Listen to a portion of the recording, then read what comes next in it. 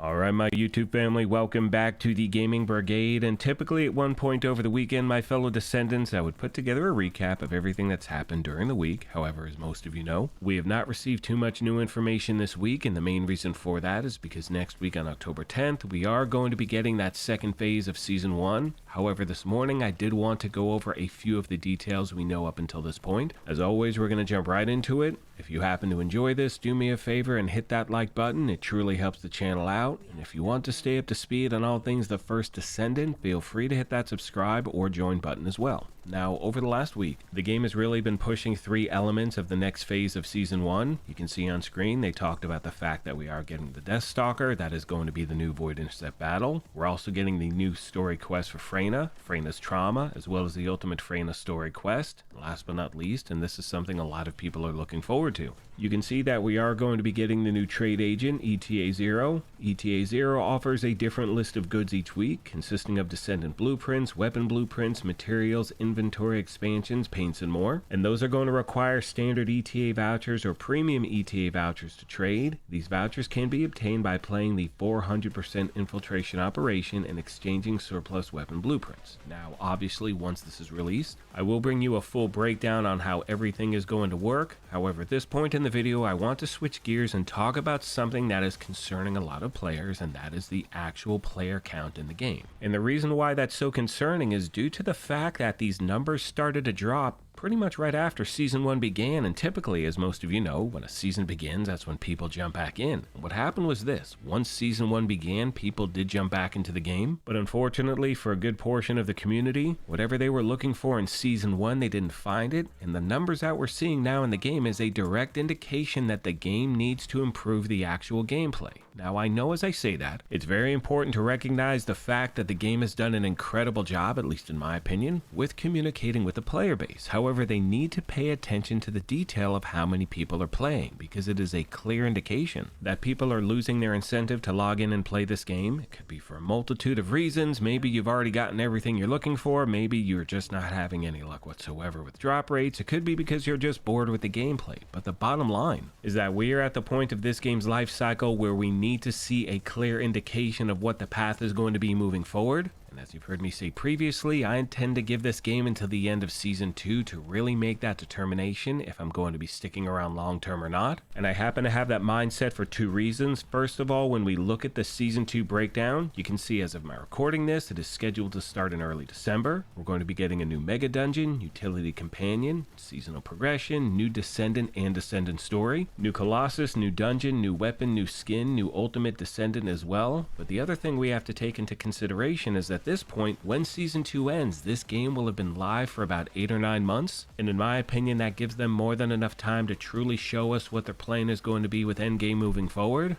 Let me know your thoughts, my friends, and as always, questions, comments, or feedback, let me know as well, and I will do my best to get back to you as quick as I can. Now, for those of you that may have missed my previous video going over a Q&A session that the game gave at Tokyo Game Fest, we're going to do a quick recap really quick. Starting off with the first question, you can see they asked the following: how has it felt managing the game now that it's been out about 3 months since launch? And you can see they responded by saying, to be honest, the initial result and the intensity of the live service operation has been beyond our expectations. The development team and many people involved in the service have worked really hard. Although I've made efforts to communicate as clearly as possible, I realize we may not have been able to fully reflect on all of the feedback. Recently, we were invited to a developer conference held in Korea, where we presented on the challenges we faced and how we plan to improve. We're continuing to expand the development team and improve process to better meet expectations. Now moving on to the next question, which was, this game has gained quite a bit of attention in Japan. Were you able to anticipate this? Did you notice any differences in reactions between Japanese and international players? The game responds by saying, yes, we have a very large user base in Japan, and it's ranked quite high in terms of player numbers. What sets Japan apart is that it's a country where console gaming is particularly strong, and many players use consumer gaming systems. We are also preparing to support the newly announced PlayStation 5 Pro, and we're excited for everyone to experience that, especially since we plan to officially support it from its release day. Next, my fellow Descendants, we have the question of critiques and what's their approach going to be moving forward. They say, we have received a wide range of feedback feedback and we are taking it seriously. We are reviewing the data alongside the feedback to prioritize what should be addressed first. One of the most common pieces of feedback we received concerns farming. Since the release, there's been a lot of commentary on this, and we're focusing on two main areas. First, we want to make the farming process easier to learn and streamline it, since farming is currently spread across multiple areas. Second, we're working on systems to support players who struggle with the randomness of farming, such as enhancing drop rates. We are also looking into improving critical hit focus balancing and making different builds more viable. For example, we are planning to introduce content that allows for skill-based builds to shine, in addition to critical-based ones. And in my opinion, these are really good balances. I also know a lot of you out there have been looking forward to hearing something directly from the game in regard to farming, drop rates, things like that. It is great to know that they are focusing on those things. Obviously, once I have any more details, I'll bring them to you right away. Now, staying on the topic of player feedback, you can see they were asked. Many players have expressed that they feel their feedback is being heard. Can you share anything about what's next within the limits of what you can reveal? You can see the devs responded by saying, yes, we've received feedback about the puzzle-based mechanics and penalty-focused battle balances. I want to apologize again for not meeting expectations in this area. Moving forward, we're focusing on delivering the exhilarating battles players want. We are designing new battles with more diverse monsters instead of puzzle-based gimmicks. For example, the update scheduled for October 10th will introduce 400% invasion operation with waves of monsters.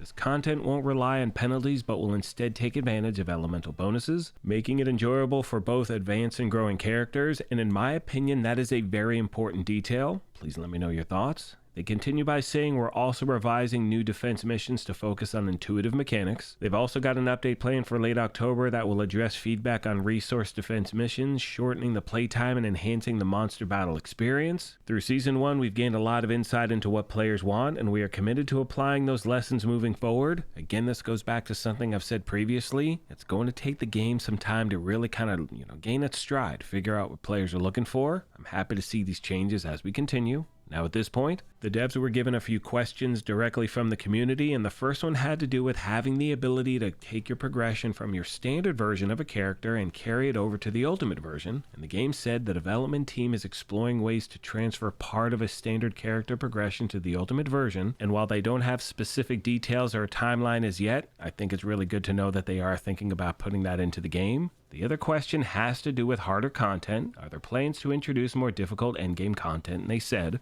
we have received the feedback that the current top-end content is lacking. In Season 2, we plan to introduce new endgame content, including a harder difficulty for special operations and higher difficulty levels for intercept missions. And once again, my friends, these all seem to be steps in the right direction. Finally, they asked regarding matchmaking. Players have requested the ability to join mid-match. What are your thoughts on that? They say, we currently don't think mid-match joining is necessary due to the relatively short playtime in our content. However, we understand the concern that this request stems from instances where players leave during a mission. We are considering adjusting the difficulty dynamically if a player leaves mid-mission. Now for me, I don't see this too often. Let me know if you do in the comments section. Finally today, my friends, they ask about the trade system that the game has promised us, and they say before release, we mentioned that we were preparing a trade system. However, right now we are prioritizing stabilizing the service. Instead of implementing a trading economy, we want to focus on improving individual farming environments and also offering better ways for players to spend excess resources. In my opinion, that is definitely the right move. A lot of people are getting burnt out from the game. You're not picking up things you're looking for, or at the same time, you're getting multiple versions of things you do not need. So making those extra resources you don't need actually have some sort of a value would be a very good thing. And as I start to wrap this video up, I also want to make sure I mention the fact that I'm still really enjoying this game. For someone like myself who just plays here and there when they have time, I constantly have things to do, but we all know that every player out there is different. I know the game has the ability to somehow balance and get people back into this thing. We're going to see what happens soon, my friends. On that note, I'm going to start to wrap this up. As always, I want to thank you all for your incredible support of this channel. If you have any questions I did not address in this video, please let me know in the comment section down below.